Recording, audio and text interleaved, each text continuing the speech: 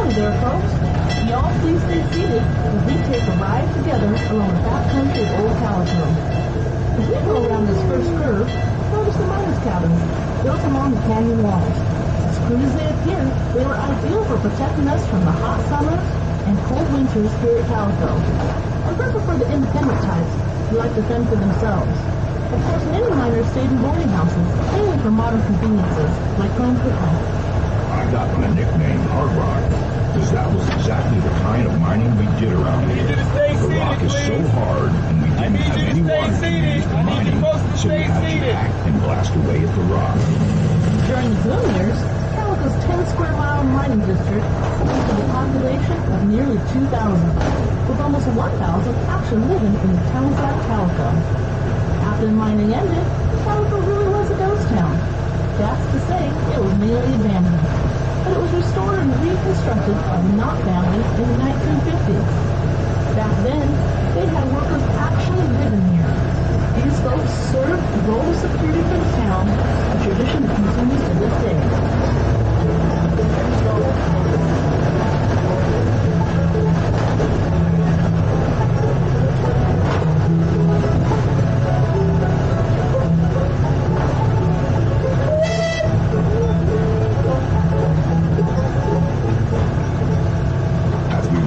Next curve, look to the left of the engine and notice the pile of rocks painted white with a white marker on top. This is an example of what a corner monument looked like.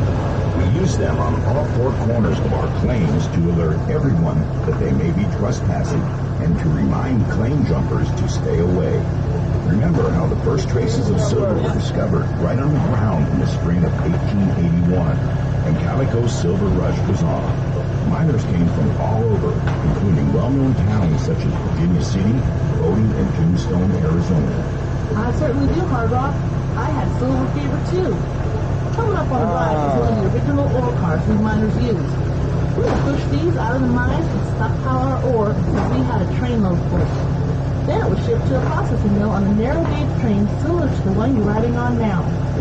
That particular train was called the Waterloo Mine Company Railroad, and a spur was run off of it going right up Calico's Wall Street Canyon. The closer a railroad could be run to the mines, the better. This large area to the left of the train is where some of the miners live. There is still one surviving wall out there. It's outlined in white. Beyond the mountain, to the northeast, was East Calico, where among others, the big Bismarck mine was. There was a little community out there with a store and a saloon. The Stacy brothers carried mail a mile and a half between Bismarck and Calico, even training their dog Horsey to do it for them. I remember that.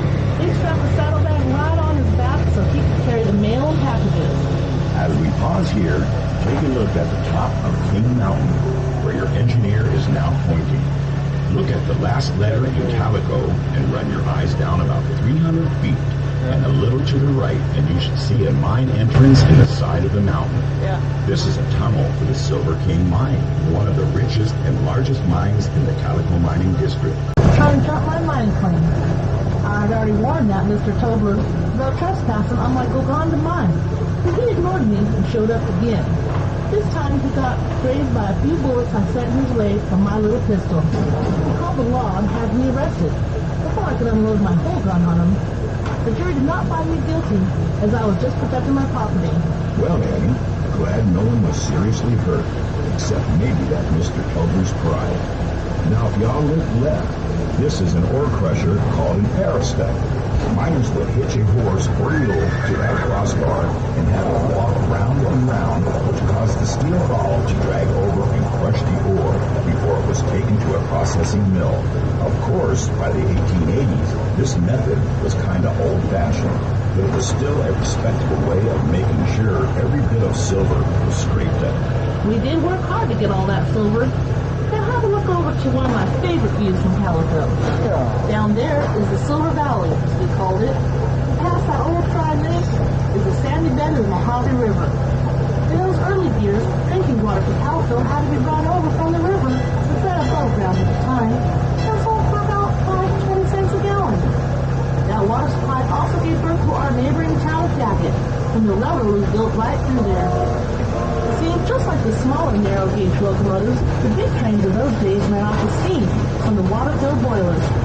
Another one of our neighboring towns was Torrey. It may no longer be visible, but when the boom ended here, some miners got jobs over there as borax miners with the Pacific Coast Borax Company.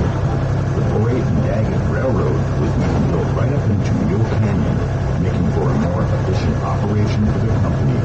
It became the last place in California where the famous 20 mule teams were ever used. Now, if y'all look over at Main Street, you can see the same view we did as we ventured into town for supplies and relaxation. There are actually 5 buildings on Main Street that have been standing since the 1880s, when it was a bustling place. Calico was a real town for about 20 years. We had a post office, school, courtroom, newspapers, and a slew of stores. Not to mention quite a few saloons, I can promise you that. Luckily, we even had doctors, the lawyers, and the justice of the peace. My favorite place was the town hall, where we had dances and all kinds of entertainment. Those were dandy, huh? Now as we get closer to the train depot, take a look down into the gully to the left of the train. These ruins are from the Chinatown, where almost 40 Chinese lived and worked at Calico during the boom years. And we did laundry for the miners and operated a couple of restaurants. Well, folks, we hope you had fun and maybe even learned a few things on our tour today.